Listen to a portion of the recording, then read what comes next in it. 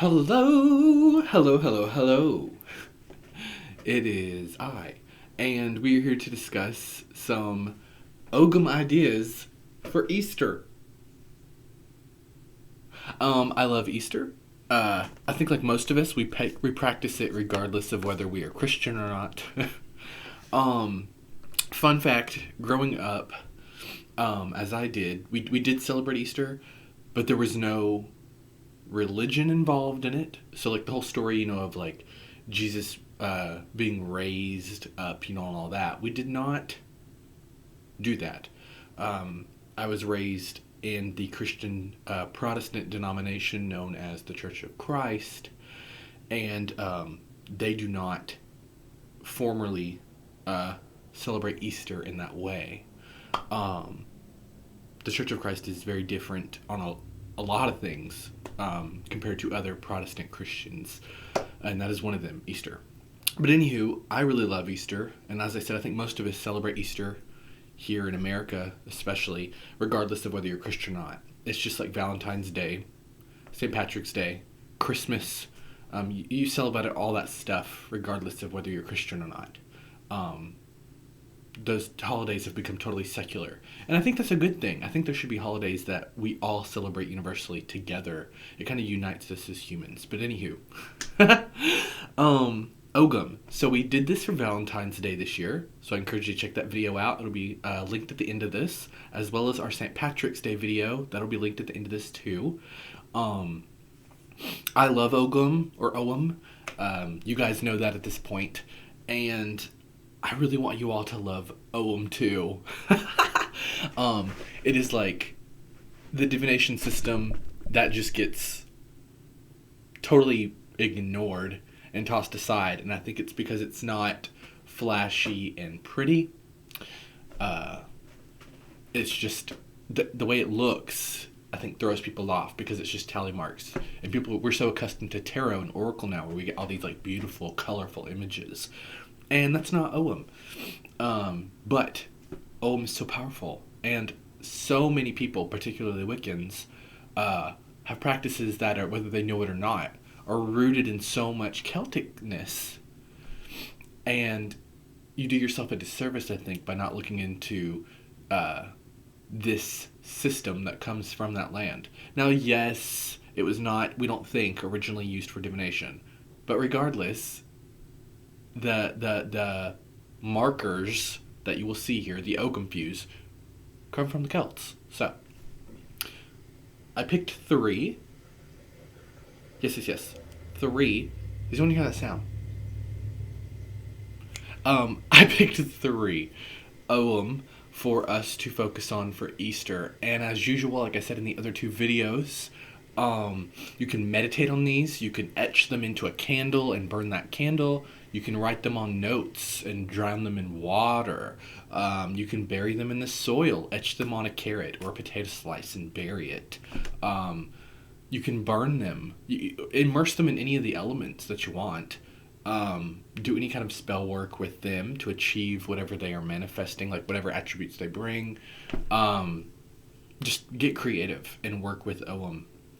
So the three that I've picked are a little unconventional. You may think Easter, birth, eggs, fertility, but I did not pick any of the fertility Ogham or the birth and rebirth or life Ogham. I didn't pick those. That's too obvious for me to use as Ogham for Easter. So first up, I picked Easter egg. I picked Ruish.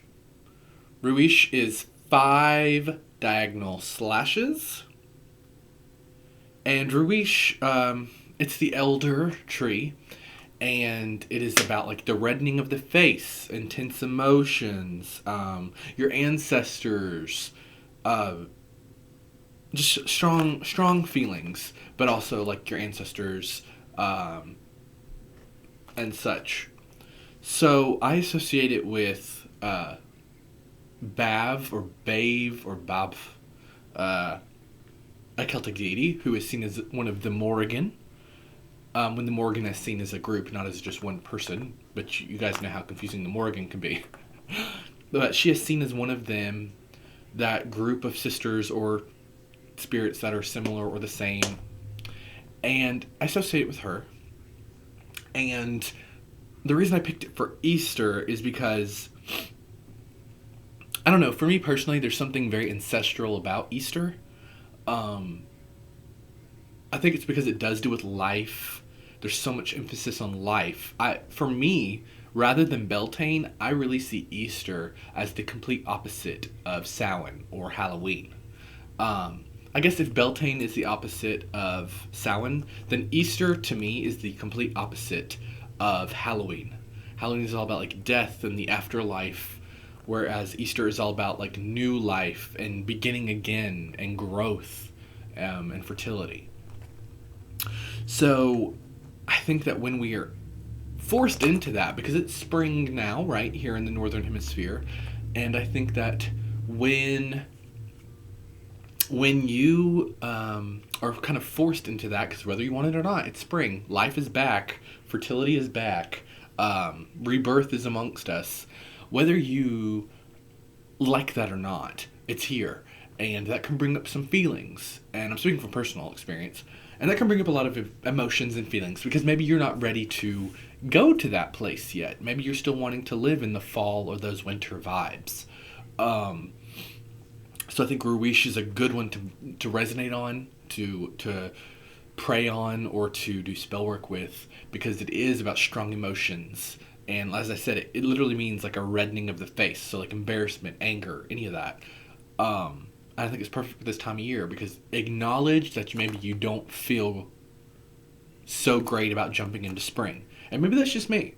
But sometimes the light can kind of creep in on you, and you don't want the light. You kind of want to sit back in the shadows a little longer, but this is the time to jump into the light. Use the light. I think Rawish is a good gateway to helping you get there. Next, I pulled for us Straf or Strife. I associate this with. I just realized. Oh my God, this is crazy. All of the Ogham that I pulled for you today, I associate with different members of the Morrigan. And that wasn't even on purpose. Okay, so anyway. Nivun or Nimain. I love her very much. She is also a member of the Morrigan. She is, that crow, raven, battle goddess from the Celts.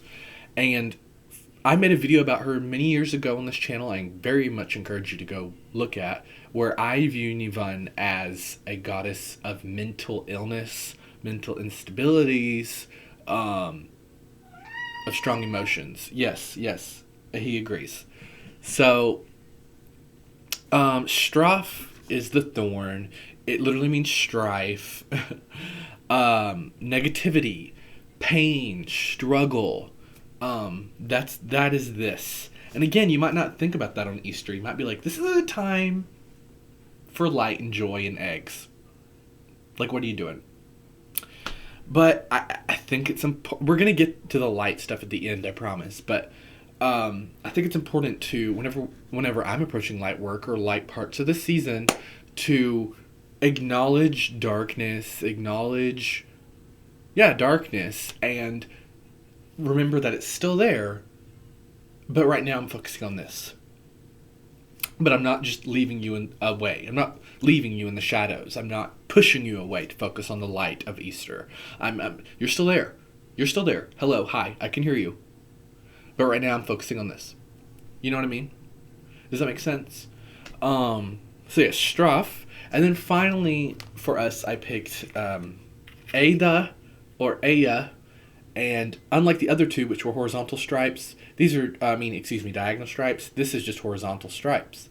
And this is the one that is 4 horizontal stripes. But yes, Ada or Aya or Ia. It's the aspen tree. I associate it with Morgan Le Fay. So again, Morgan stuff here. It's adversity. It's lessons. I'm thinking of keywords. It's like courage. It's the future. But mostly adversity and lessons. And the future. I like that. We'll say that. So, I picked that because that kind of is our light here, right? Again, still rooted in a little bit of dark stuff here with the adversity and all that. But that comes with growth, with birth. Think about it. Coming out of an egg is such a probably a traumatic experience for that little baby bird. It has to fight its way out into the world. Birth is messy. Rebirth is messy. It deals with a lot of darkness and shadow work. And I think that's our boiling point here on Easter for me. Easter is about the light, embracing the light, entering the light. But it's a fight to get there. As I said, birth is messy. Your own personal birth, like rebirth in your life, is going to be messy too. Good things are never achieved easily. You have to fight your way through darkness to get to the light.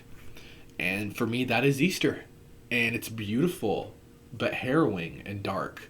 Because as I said, birth is a very messy, dark, scary process. And to me, that is Easter. And that's why these Ogham are perfect for that. So happy Easter, everyone. I hope you have fun. Celebrate, something that makes you feel jovial. Celebrate the light. Celebrate joy. Allow yourself that today, because every other day this year is probably not going to be that way. Life is hard and rough. So give yourself at least one day or just one moment in the day today to just be jovial, be happy, be as a child, which is perfect for our current 7-day reading that I just put out on this channel. I encourage you to look that video up too. So, thank you so much, and happy Easter, and go learn about Ogham because they're awesome.